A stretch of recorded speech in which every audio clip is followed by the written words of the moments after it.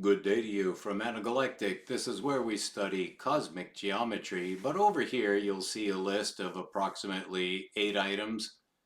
There are 5 in bold and 3 inset. The top line says divination. Divination. We're not going to attempt to define that, but circle back to it. I just want you to cogitate what that word might possibly mean. And the next line down is a word that you and I are certainly familiar with, although neither of us may be familiar with divination. I put it at the top of the list because it appears to be a superclass word, and I'll circle back to that, but let's just complete this so we know what we're looking at, and so I can explain why I introduced this video presentation on this curious note of 8 categories. Wisdom, well, as Job said, where is it to be found? So we're going to skip that as well. Divination and wisdom I'm putting in a hierarchical order here for a reason which I'm attempting to divulge as we go. This is how science is presented, but the next 3 items are indented, and I believe you'll see that the first one says Quran, which is a book. The next line down, don't worry, none of this is going to be troublesome to you, I pray, but these are actual things that I've encountered, and I do list them under wisdom because the Quran, which I've been reading, is actually filled with wisdom. And I have been studying that all my life, so I recognize it when I see it. But I'll tell you what, the Quran is certainly in a class by itself. It's a very wise book. The next line down says Enoch. And you may have heard of Enoch, don't worry. I know these are rather trigger words in certain contexts. I pray that you're an enlightened scientist and you're going to bear with me until I let you down and start preaching, start thumping. No, no, no. So under divination, which I should define, but I'm not yet, but I'm just about to, divination, down below it in a sub-hierarchical attitude is wisdom. Why would I put wisdom below any other name? Well, it's because of how you find it. And as I quoted, Job asked rather rhetorically, where is wisdom to be found? I have found that a very wise question to ask. It's basically rhetorical because try to find it. Yeah. So, indented, I have found wisdom in the Quran. I have also found wisdom in Enoch, which is another book. And the third book in that list is called the Book of Revelation. Once again, a very strong trigger word in the wrong context. I pray you will hear me out. Those are simply the 3 most out there books I've ever seen, which has put me in the attitude I have discovered for myself recently in my own life is a means of divination in my own life. I'm attracted to these books because they tend to divine things that I simply was not really either aware of or concentrating on, but which I find to be wise, and by some definition of wisdom, is something you covet because it's worth more than gold and rubies or everything in your house to sell or trade. Get wisdom above all, but where is it to be found? At least 3 places, and these are just emblematic, which means they're indicative of a longer list. You could include the entire Bible, the I Ching. I could name some other things, but you might not think that those were as wise.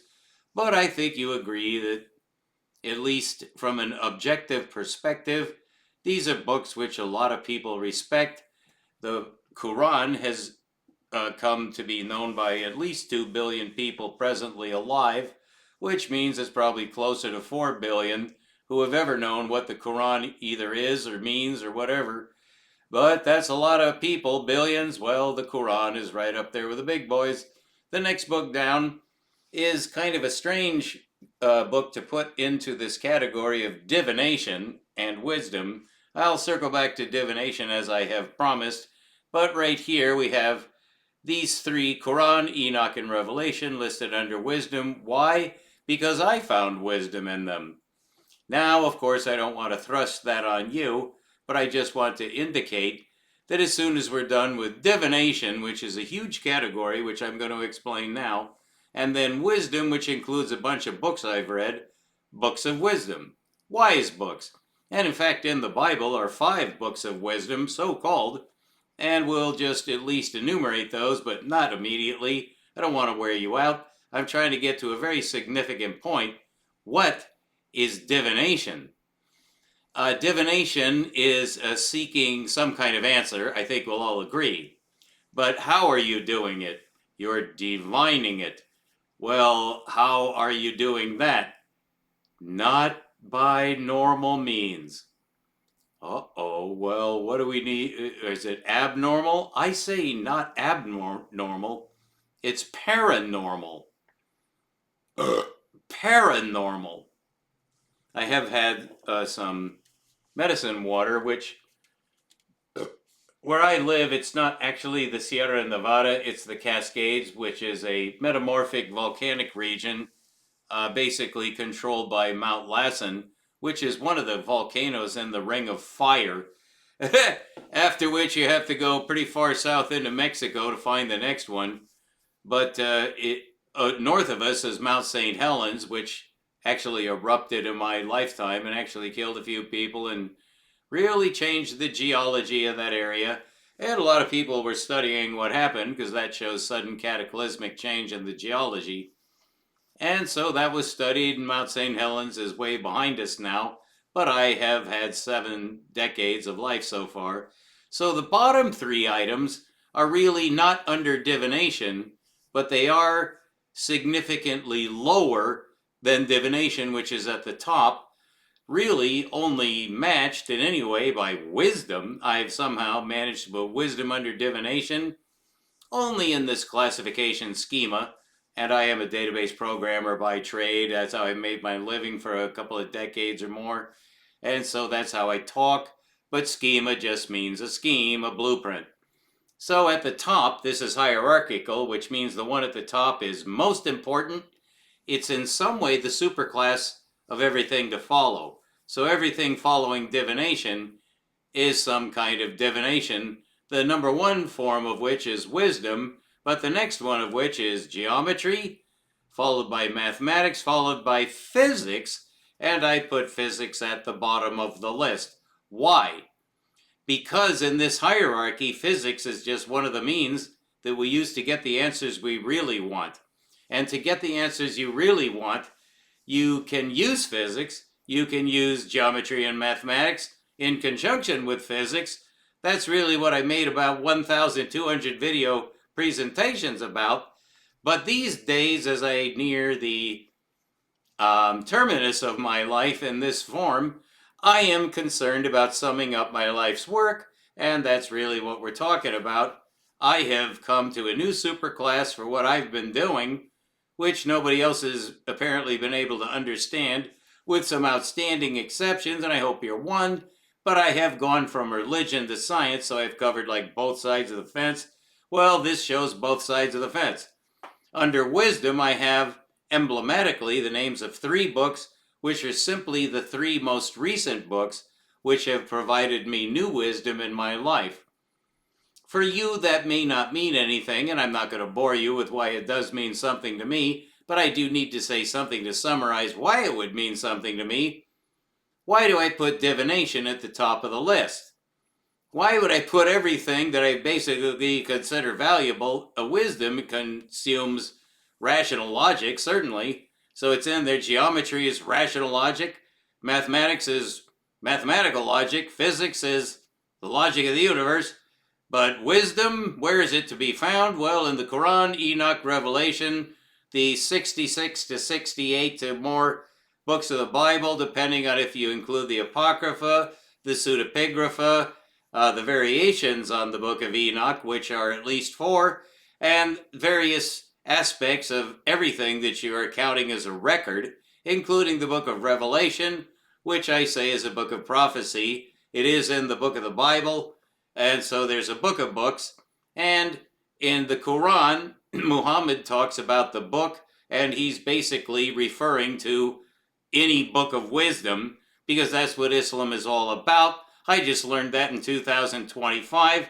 This is 2026. So for me, this is a point contemporary cutting edge for me. And I thought I'd just make one video before I, you know, transmute in some way and just summarize my work, because isn't that part of science? Shouldn't you summarize your work? Well, a lot of men have tried.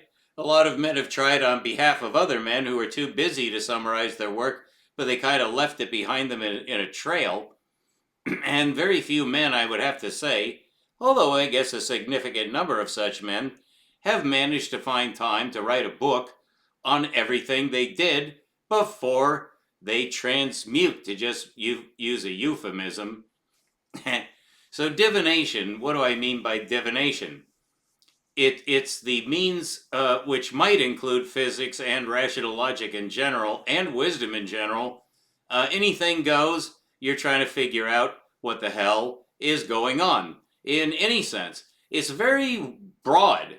Divination is you're just trying to figure out maybe the rules of the game, or where you're at, where, when, who, how, which, why. You're just trying to answer a question. Maybe where am I from? Where are we going? What is this? Where am I at? What's my next move? Where have I been? What happened to me? Why do I feel this way? Why am I going to feel something else? Am I going to choose from feelings? There are choices. I have to divine. I have to make a choice. I have to commit. There are choices. There are choices in life. Not for everybody. It's quite relative. I am fully aware that I have a lot of choices in some senses that other people have never had. First of all, I live in the 21st century. How lucky is that? I don't believe in luck, but statistically, you certainly can talk about luck. It explains a lot. Well, how do you cope with luck? It's a roll of the dice. You don't know the rules. You're going in. You're forced.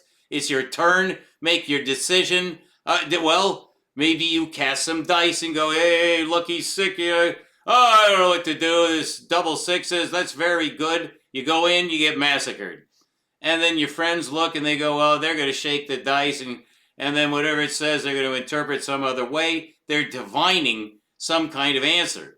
That would be rather random, but I believe if you are forced to it, you will roll the dice, choose a card, because you have no choice. Well, then do it. Or just say, no, I'm not going to do this. Maybe you're not old enough, you can't resist, you don't know what you're doing. You have to answer, this is the game, you're in a game. Well, in a game that has no rules that are printed anywhere, unless you turn to the Ten Commandments or something someone said, you have no idea. Was it your parents told you, your government told you, your society, your culture, you read books, you're confused, there's sex, you're not ready for it, there's all these avenues, you're challenged in every way. Hey, be all you can be, stand up for yourself. Hey, go into the Marines. Hey, your friends are saying, maybe you should, maybe you shouldn't. Go into the Marines, you get pressure. Go to school, go to Stanford. You can't just go into some kind of military academy. It's your turn, it's your time. You're 17, you're all set, you're old enough, make up your mind. You're wearing a jockstrap. Come on, jump. And it's like, no. And you run. You just run and run and run. Well, that's a form of divination. You're heading out into the wild blue yonder to see if something comes up there that's better than what you were just faced with, which is unthinkable. You have no idea. Well, what if I draw the wrong card? Well, hey, just do it. Everyone else is. Well, if everyone jumped off the Brooklyn Bridge, would you do it too? You know what Mark Twain said? If everyone jumped off the Brooklyn Bridge, I'd be a fool not to. And I said, that's Mark Twain. So I wanted to be a writer. That's not in here because this isn't about me. I'm just looking at life and summing it up. What have I been doing? I would have normally have said I was seeking wisdom, which I believe is fair and honest from my point of view. Whatever you may think about that, I really can't afford to care, because I've already committed 5 decades and more to seeking wisdom. But lately I've been thinking, nah, it's more divination, because I use geometry, mathematics, and physics, which is not wisdom. It's mathematics, geometry, and physics. Is that wisdom? Well, the Quran says physics could be. Enoch says The same thing. Revelation says, yeah, you're using physics because why? Because the cycles of nature, the rain, the water, the wind, the air, the cycles of nature, the chemical balance of the plants and animals, the beauty, the wonder, the awe, the tremendous beauty of the geometry, the mathematics, and the physics. They're worth studying. Who says that? Christianity? No. Judaism? No. Islam? Yes. So is Muhammad a prophet? Well, you would have to be wise to be able to even field that question. Am I capable of fielding that question? For whom? Who cares? It depends on the audience you see. Well, in science, your audience is constrained to those who understand what's already been discovered. Well, what about in wisdom? It's the same thing. Well, maybe you don't believe in the Quran or in Enoch or in any holy book. You're too proud for that. Hey, you're a free man, right? This is a game. You don't have to choose wisdom. And you may not agree with any of this. Maybe that's not wisdom. Maybe wisdom is learning calculus, getting a 6-digit a year annual salary from the United States government. I would say, Lord, Augustions, bless you, go forward. Would I have done that? Yes. Was I capable of it? By the grace of God, no, but you see, here we go. Maybe you're like, oh yeah, you are thanking God. Well, I really can't join you. Well, there you go. That's wisdom. Maybe you have it and I don't. But if you know geometry, mathematics, or physics, you might be able to prove what you say, since all three of those things are reliant on rational logic, where you can prove what you say. So if I say the sun rises in the east and sets in the west, and you say, prove it to me, I have to prove it. But you see, it's a game. You still, what if I'm like, fuck your rules, I don't care. I say that it's a chariot that marches across the sky at tremendous velocity. I don't care if the earth is spherical. I don't care if it has an axis of rotation. I think you're full of shit. I just defy you. And get out of here, because we have our own way of life where the sun is a golden chariot just powered by Zeus or Shiva or some god-forsaken idol that you just made up, and you see the conflict. Maybe you don't, but through history this has raised conflict because you're divining what the universe says. And how do you know that the person you're listening to has actually divined that the earth is turning on its axis and the sun is not a super god that's piloting the chariot across the sky at a tremendous velocity, and therefore we should worship the fire god? That's what I was taught in school, are the choices. You see the sun just blazing through the sky every day, 12 hours a day on the average in the temperate latitudes. It just blazes its way, and for half the time it's gone. There's no sun in the sky. And some wise ass comes along and says, hey, listen up. That's not the chariot of Zeus. The earth is spinning on its axis. And I'm like, oh yeah? Is it? What do you want? You want my wallet? Should I just give you all my money right now?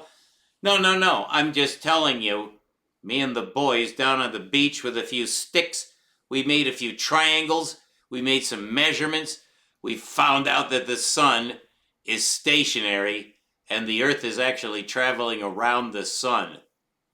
And I'd be like, what are you on? What's your game? What's your angle?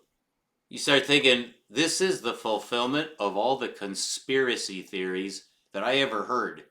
My friends, my peers, my teachers, You know, the government, the society, the culture, they're just lying to me. They're just out of their minds. That is a sun god. Who's right? Who's right? Well, I don't know, but you may want to get out your joysticks and just cast them and start dividing them up and putting a few between your fingers on some mathematical divination using yarrow sticks for divination from the I Ching. And I say the I Ching is a holy book, even though it's used for divination. Well, so's geometry, so's mathematics. And as for physics, those guys are as out there as guys can get. What's the universe? Oh, you poor. And I'm like, you poor what? Oh, you poor, non-calculus trained little dirt monkey, you nigger. And I'm like, no, I'm not. Yeah, you are. Once I tell you what the universe is, and you will never figure out how we did this. You little worm. We're from Yale. We're from Harvard. We have government PhDs. We make billions of dollars every year. What do you make, little newcomer, little worm? This earth is millions of years old. The ecology is millions of years old. Your Bible, your Bible. You see, and I'm like, but I just read the Bible and it's full of wisdom. Well, then you're out of luck. That's just the saddest thing that could happen to an American boy. You'll never be president. You'll never be beer baron of all the Americas. You'll never run foreign nations. You'll never be attacking other nations with supercarriers. You won't be on the right side because you're dumb. You can't do calculus, can you? So shut up. Shut up. Shut up, little Bible man. And that's 22 minutes. Now, divination, this will be less than a half an hour, is the art of conjuring out of the universe some clue that might give you orientation so that you might start to answer the questions you actually have. What if you don't actually have any fucking questions? I would suggest you probably have not really analyzed your situation in any way if you don't have any questions at all. Like, for instance, what happens to you after you die? Ah, well, I've got that one licked. Great. What about the creator of the universe, superconsciousness? I have already figured that out fully. Okay, do you have any questions? Maybe I'm wrong. Maybe you're the wisest. What do you have to tell us, oh great Maharaja, that you don't have any questions at all? How about this, wise guy?